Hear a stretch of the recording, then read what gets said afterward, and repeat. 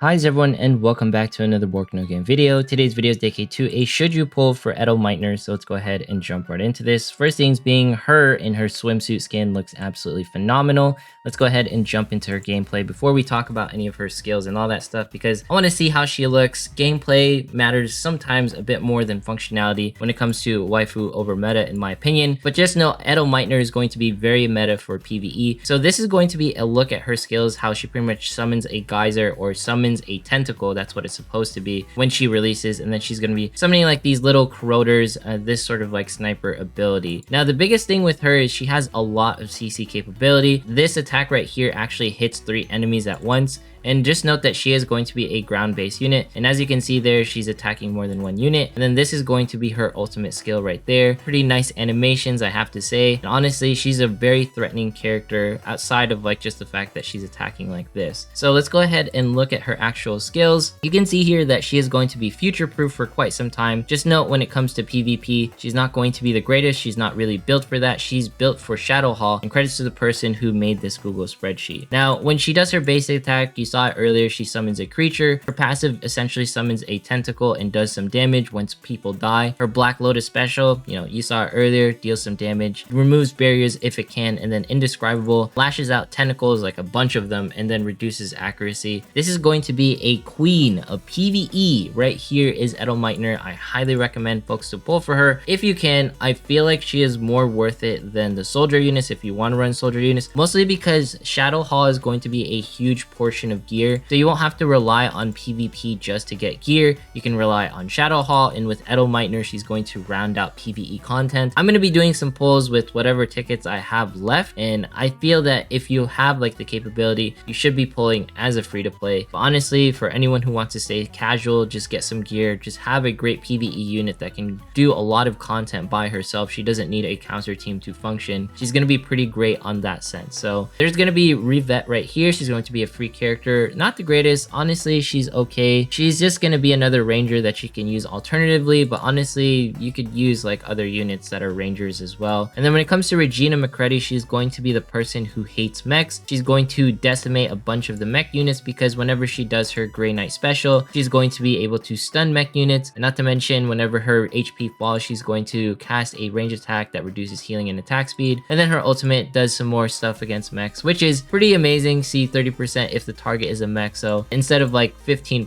it's 30% for the debuffs and stuff. Regina MacCready has a grudge against mechs, and she's definitely going to be a threat. And just note that she is most likely going to be the Battle Pass 2 character. In my opinion, I definitely agree with this statement. She's going to be worth it. So here she is. You might see this version of her. I believe this is another skin. She looks entirely different from like this sort of deal. But let's go ahead and run her in her normal form right here. And honestly speaking, she is a character that has a very niche use. She's not going to be someone who you're going to be using like frequently, like everywhere, like Edelmeitner. But when you do use her and she's good for those specific cases, she is going to be one of the best. And as you can see, her barrier is pretty long lasting, so it's going to be very nice, and her animations look absolutely fantastic. Definitely a frost queen, someone you don't want to mess with. But for the most part, she's going to be a season 2 battle pass character, and I think she's definitely worth it for those aspects. Now, when it comes to the other units that are also going to be available, personally speaking, I'm not sure whether you should be pulling for them or not, or whether you should be aiming for them. So this is going to be a challenge mode character. This is going to be Lincoln the tank. Honestly, he's going to be more used for PvP. As far as PvE goes, he will get outclassed, but he's just going to be nice because he's our only form of a decent striker when it comes in the forms of PvP for mech units. We don't have that many, choices when it comes to mech units. He's going to be decent for that portion. When it comes to the Thunderbolt, he seems to be all right. Personally speaking, he's mostly going to be anti-air, so he's definitely going to take care of your Rosarias. But the fact that he only hits air units, in my opinion, it's very, very niche. And I guess you could use him for Shadow Hall if you want to build like a purely like mech-based team. But personally, if you want like an air unit, you probably want to go for the ATAC gunship. He's going to be pretty great as a tower unit. He's going to be casting some debuffs on the enemy team, And personally speaking, I feel like he's going to be the better of the 3 SSR mech units that's going to be added. But just note that he's a tower unit, so he's not going to be dealing massive amount of damage. He's just going to be there to be annoying and all that stuff. Here's going to be the helicopter, not the greatest thing. I agree with like this 0 out of 10, 1 out of 10 rating, because what happens is whenever he deploys something with the assault troopers, he's going to be killing himself, and those assault troopers, you might as well cast your own assault trooper. It's really just not the greatest like ship. I don't like these mech units that essentially kill themselves. Then here's going to be Brownie. She's going to be okay if you want a supporter soldier. She's going to be more used for PvE purposes, and PvP you don't really need it because you have the admin soldiers who will one day pop up. And then there's going to be Yumina. Now when I was looking at like the overall updates, I didn't see anything about Awakened Yumina, but I know the banner is going to be disappearing and it was data mined, but we'll see whether Awakened Yumina will actually be added. So you can see the challenge modes, that's what's going to be adding all the different mech units right here. Honestly, just go for the gunship and you should be okay. And then we got the Edelmeitner and then Regina MacCready. We already talked about how Edelmeitner is going to be the unit that you want to pull for. Revette and Brownie more, they're not going to be the greatest, but they're going to be okay soldier units if you want to go for them. And then the counterpass, we talked about it. Regina MacCready is going to be the unit that you want, mostly going to be a mech killer. And then the real front runner for this overall update is going to be Edelmeitner, because she's just going to be like one of the best PvE units. I ran her in KR and she was absolutely phenomenal. Another unit that wasn't really talked about was going to be the ATB-1B. The bomber, I feel like he's gonna be okay. He's not gonna be like the greatest, but a ranger like mech unit, it's just hard to come by them, and it's gonna be better than like the 2 like little like drones that you get. So to get like this little bomber dude who can refund 1 cost if not destroyed, he gets like deployed gain 20% max HP and drops a bomb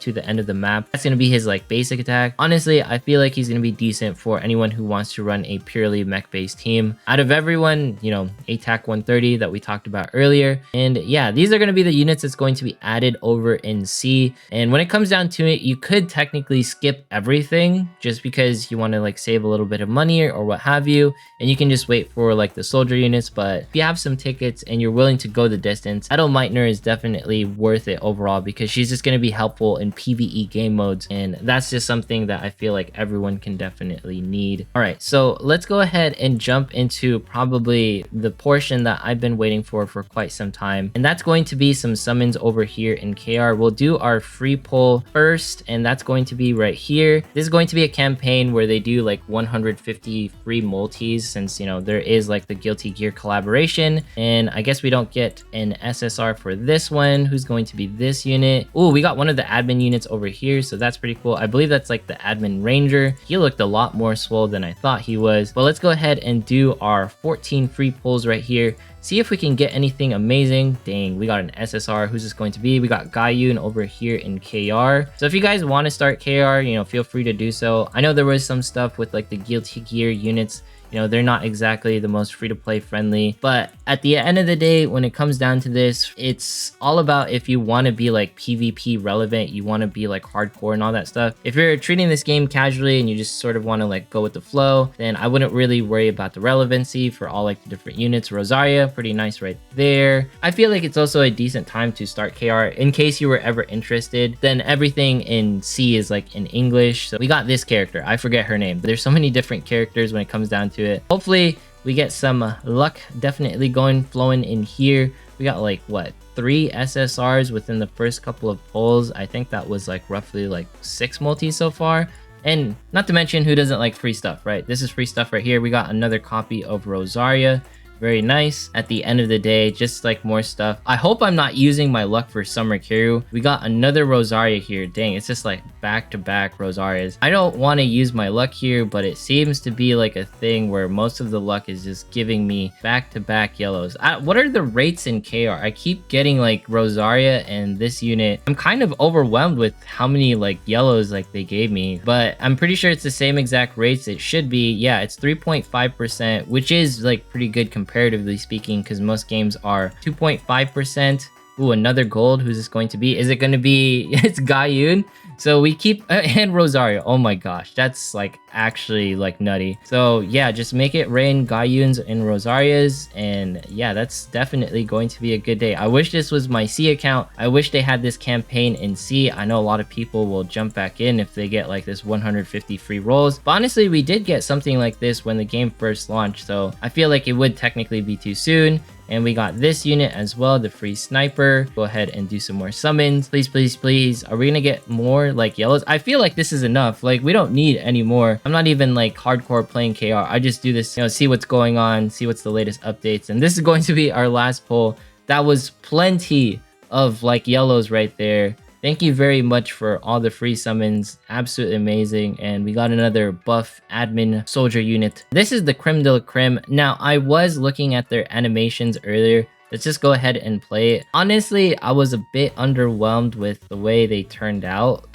But for this character specifically, I forget her name. And she definitely translated to like counterside beautifully, I feel. But when it comes to her overall abilities, like she seems all right. And then this is going to be her ultimate skill. She pretty much just launches like a giant laser cannon through her like sword blades, I guess, or gun blades. Honestly, it looks okay. I like how she does like a little bit of kicks and all that stuff. And like her swords are pretty much extension of her martial art form. But this character, I'm not sure what it is, but maybe the range capabilities, the animations, it just seemed a little bit cleaner to me. And I'm not sure why. I felt like the other character got the short end of the stick. But as you can see here, she does that as her special skill, which is so legit. And then look at all the animations going on just for her basic attack. It looks so much better. And then if you look at her ultimate skill right here, honestly, this looks so clean. Like the fact that it shoots like hard sight and stuff like that. She got like the short end of the stick, like this character specifically. I know you'll let me know in the comments who this one is. But honestly, for waifu purposes and collectability,